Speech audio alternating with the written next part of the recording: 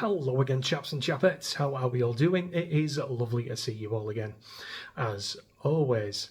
Now then, my friends, it would appear we are going down a certain avenue that each and every one of us out there is all too familiar with. It doesn't matter where you're from. It could be from the UK, mainland Europe, Africa, Middle East, Australia, United States, doesn't matter. Each and every one of us out there would have been affected in some way, shape or form by what happened on this planet just a few short years ago. It was also just a few short years ago that we saw the end of what happened on this planet, which everyone was ecstatic about, so pleased to see the back of. Well, people who are wired up, upstairs that is, people with sanity levels at a normal level. You still get the occasional left-wing moron living under the draconian laws that worldwide governments try to implement on us all during this time, but that's on them. If they still want to walk around looking like a bellend, well, that's their funeral. But I do fear that we are going down that exact same avenue yet again. Possibly going down that same avenue yet again, particularly when you get news articles such as these under the headline of UK virus cases surge amid new mask advice. It's a good job I shaved my head, guys, because with headlines such as this, my hair would have fallen out with absolute horror. Terrifying stuff.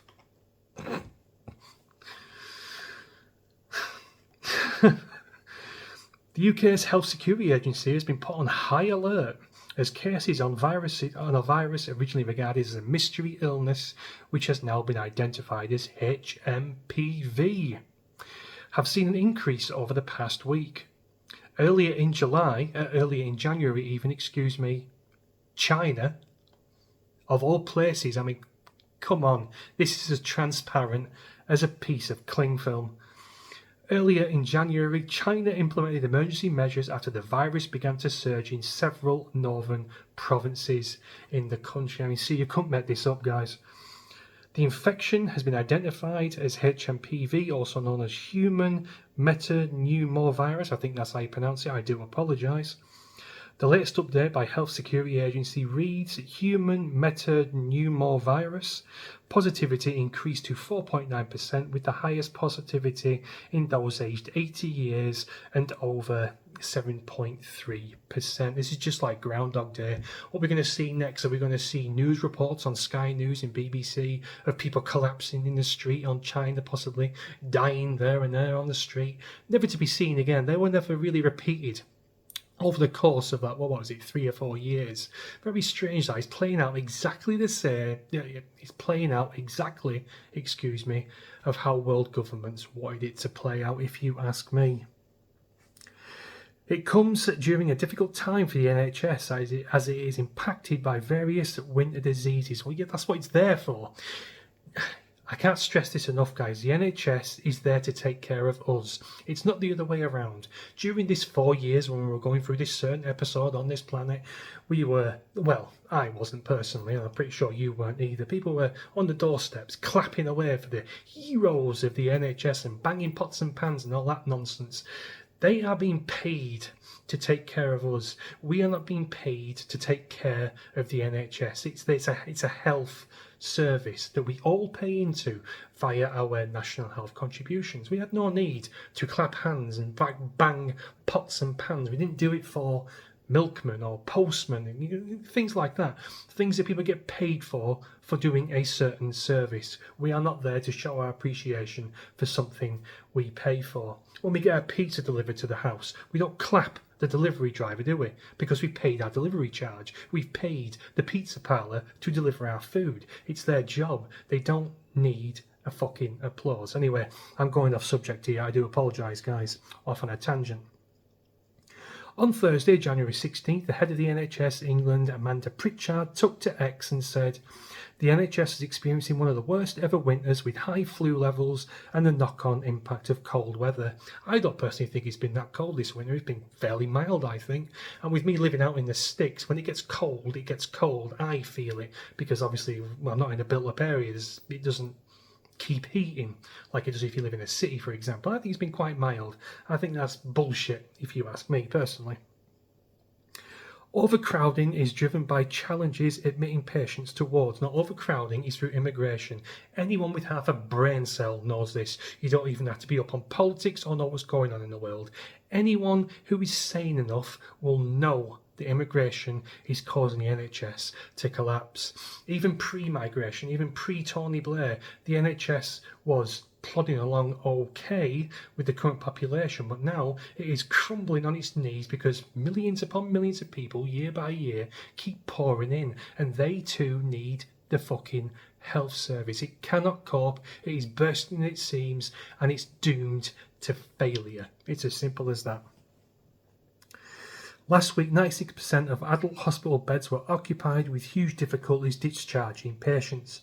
She continued, "We know that with an ageing population and growing demand," yes, like I've just said, growing demand with hundreds upon hundreds of thousands of people pouring into the country, again needing health service on an already crumbling health service, again doomed to fail. This issue isn't isolated to winter, so we are continuing to work with the government to build an NHS that is fit for the future via a 10-year health plan. Won't work. You could do it for 10, 15, 20, 100 years. It won't work. It needs to be dismantled, and a health service, something along the lines that we have on Denmark, Sweden, or some other Scandinavian nation, they have private healthcare that is affordable and it works. When you mention private healthcare to people, they automatically go to the United States. Oh, we can't have an American health service. It's far too expensive. No. The whole world does not evolve around the American health service. France has its own health service. Scandinavian nations have its own health service. Spain has its own health service.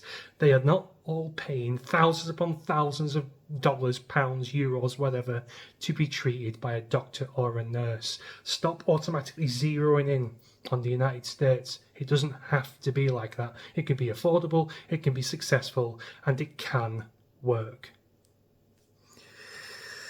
Right, yeah, that's about it, guys. So yeah, from what we're seeing here, new virus, terrible, mask up, infection rates, China of all places. They really must think that people out there are thick as pig shit. Now, I've got to admit, when the C word first hit, I was a bit antsy when I first saw it on the news, BBC News, things like that. I was like, fucking hell, this is a bit shit. I saw people collapsing in the street in China. I was like, fucking hell, what's all this? It was just after we had that case of Ebola. Do you remember that coming? Pre the C word. So I was a bit antsy. I was not clued up until obviously I started watching videos on YouTube and doing my own research, and then it started to click on what was actually going on and what the World Health Organization were actually trying to achieve: worldwide fear. And of course we had the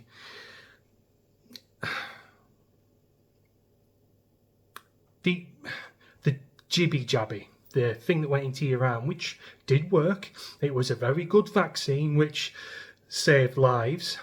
Wink, wink. Got to say that for YouTube, guys.